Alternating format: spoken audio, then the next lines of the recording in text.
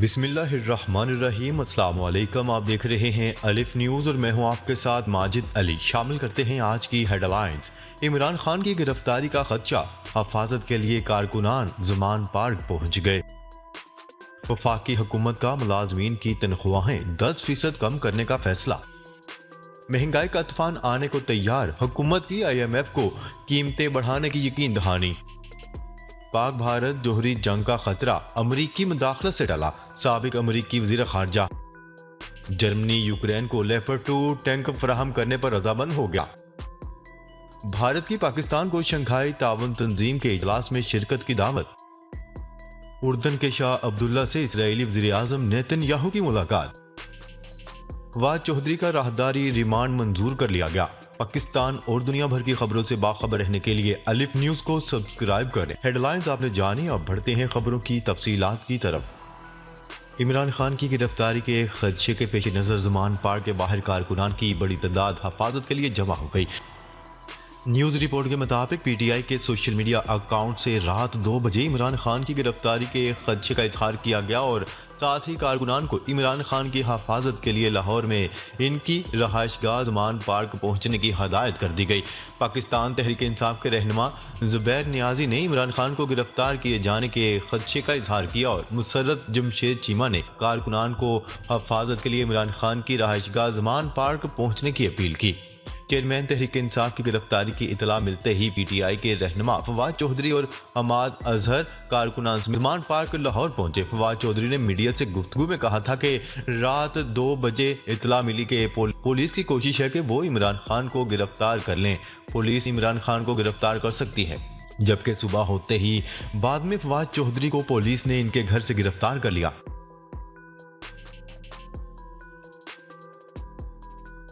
خبر کے اگلے حصے میں بات کرتے ہیں۔ کفایت شعاری کمیٹی نے سرکاری ملازمین کی تنخواہوں میں کمی، وزراء کی تعداد سمیت وزارتوں کے اخراجات کم کرنے کی تجویز پیش کر دی۔ کفایت شعاری کمیٹی نے تجاویز پیش کی ہیں کہ سرکاری محکموں میں 10%، وزارتوں کے اخراجات میں 15% کٹوتی کی جائے۔ کابینہ میں وزراء کی تعداد 30 تک محدود رکھی جائے، باقی وزیر اور مشیر بلا معاوضہ کام کریں۔ نیوز رپورٹ کے مطابق کمیٹی کی تجاویز میں مزید کہا گیا ہے کہ سرکار کے لیے گاڑیوں کی خریداری پر پابندی لگائی جائے، صوبائی نوعیت کے منصوبوں پر فنڈز کا استعمال روکا جائے۔ اس کے علاوہ سرکاری ضمانتوں کے ذریعے قرضے حاصل کرنے کے لیے پبلک سیکٹر انٹرپرائز پر پابندیاں لگانے سمیت کئی سفارشات شامل ہیں۔ کمیٹی عمل درآمد کا فیصلہ کرنے کے لیے اپنی رپورٹ وزیر اعظم شہباز شریف کو بھجوائے گی۔ خبر کے اگلے حصے میں بات کرتے ہیں۔ حکومت نے عالمی مالیاتی ادارے IMF کو قیمتیں بڑھانے کی یقین دہانی کروا دی۔ وزارت خزانہ اور IMF کے درمیان ورچوئل اجلاس ہوا۔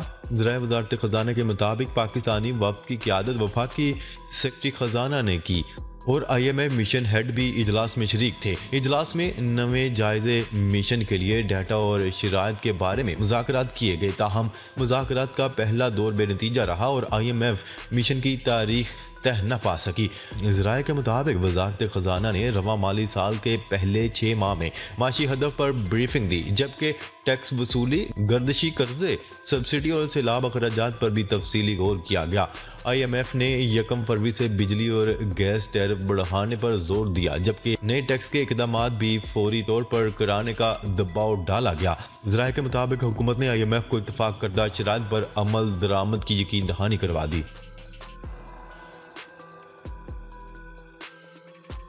خبر کے اگلے اور اہم حصے میں بات کرتے ہیں۔ امریکہ کے سابق وزیر خارجہ مائک پومپیو کا کہنا ہے کہ پاکستان اور بھارت میں جوہری جنگ کا خطرہ تھا جو امریکہ کی مداخلت سے ٹلا۔ سابق امریکی وزیر خارجہ مائک پومپیو نے اپنی کتاب میں دعویٰ کیا ہے کہ فروری 2019 میں پاکستان اور بھارت کی دشمنی جوہری جنگ میں تبدیل ہونے والی تھی، تاہم امریکہ نے مداخلت کی اور جوہری جنگ کا خطرہ ختم ہوا۔ مائک پومپیو کے مطابق پلوامہ حملے کے بعد ایک رات بھارت کے سینئر سرکاری افسر نے ہنگامی فون کال میں بتایا کہ پاکستان نے ممکنہ طور پر بھارت کے خلاف جوہری حملے کی تیاری شروع کر دی ہے اور بھارت نے بھی جوابی کارروائی پر غور شروع کر دیا۔ سابق امریکی وزیر خارجہ نے دعویٰ کیا ہے کہ انہوں نے بھارتی افسر کو کسی بھی کارروائی سے روکتے ہوئے مسئلے کو حل کرنے کے لیے وقت مانگا۔ پومپیو کا مزید کہنا تھا کہ امریکی سفارتکاروں نے بھارت اور پاکستان کو یقین دلایا کہ دونوں میں سے کوئی بھی جوہری جنگ کی تیاری نہ کرے۔ مائک پومپیو کا کہنا تھا کہ کوئی اور ملک اس رات وہ سب کچھ نہیں کر سکتا تھا جو امریکہ نے کیا۔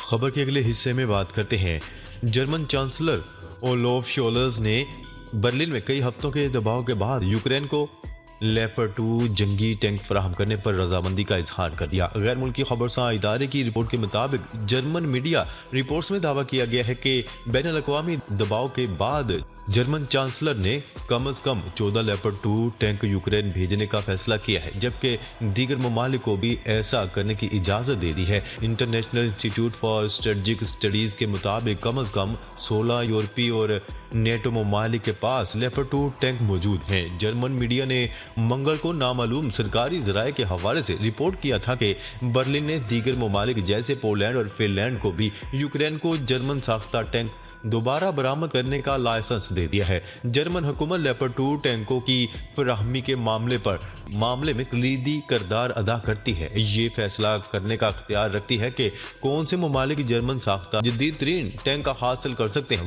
واضح رہے کہ اس حوالے سے جرمن حکومت کی طرف سے ابھی تک کوئی سرکاری بیان سامنے نہیں۔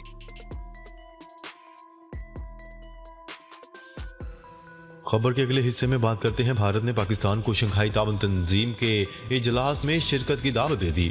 بھارتی میڈیا کی رپورٹس کے مطابق بھارت نے شنگھائی تعاون تنظیم اجلاس میں وزیر خارجہ بلاول بھٹو زرداری کو شرکت کی دعوت دی ہے۔ میڈیا رپورٹس کے مطابق شنگھائی تعاون تنظیم کا اجلاس رواں برس مئی میں بھارتی شہر گوا میں ہو رہا ہے۔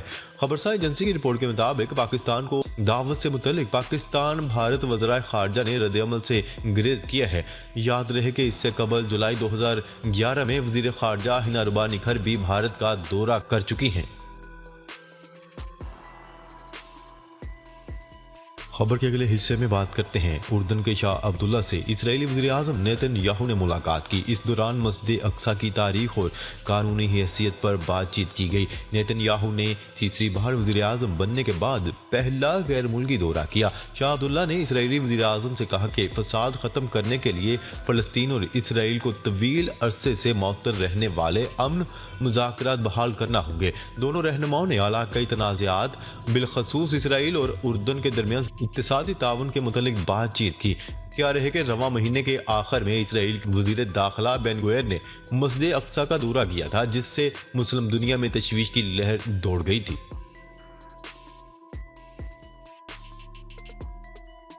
خبر کے اگلے اور آخری حصے میں بات کرتے ہیں لاہور کینٹ کے چہری میں فواد چودھری کا راہداری ریمانڈ منظور کر لیا گیا۔ جوڈیشل مجسٹریٹ نے فواد چودھری کا سروسز ہسپتال سے میڈیکل کروانے کا حکم دیا۔ عدالت کا کہنا ہے کہ میڈیکل کے بعد فواد چودھری کو آج ہی اسلام آباد عدالت میں پیش کیا جائے گا، جس کے بعد لاہور پولیس حکام فواد چودھری کو لے کر عدالت سے روانہ ہوں گے۔ سماعت کے دوران فواد چودھری کی جانب سے فاضل جج سے استدعا کی گئی کہ مجھے FIR کی کاپی دی جائے، جس کے بعد عدالتی حکم پر فواد چودھری کو FIR کی کاپی دے دی گئی۔ تفتیشی افسر نے مقدمے کی کاپی اور فواد چودھری کی گرفتاری کی رپورٹ عدالت میں جمع کروا دی۔ کینٹ کے چہری کے جوڈیشل مجسٹریٹ مدثر حیات نے فواد چودھری کی راہداری ریمانڈ کی درخواست پر سماعت کی۔ فواد چودھری کی گرفتاری کے بعد اب اطلاعات سامنے آئی ہیں کہ فواد چودھری کے بھائی کو بھی جہلم سے گرفتار کر لیا گیا ہے۔ ناظرین، اب تک کے لیے اتنا ہی۔ مزید خبریں لے کر بہت جلد آپ کی خدمت میں حاضر ہوں گے۔ تب تک کے لیے اپنا خیال رکھیے گا۔ اللہ نگہبان۔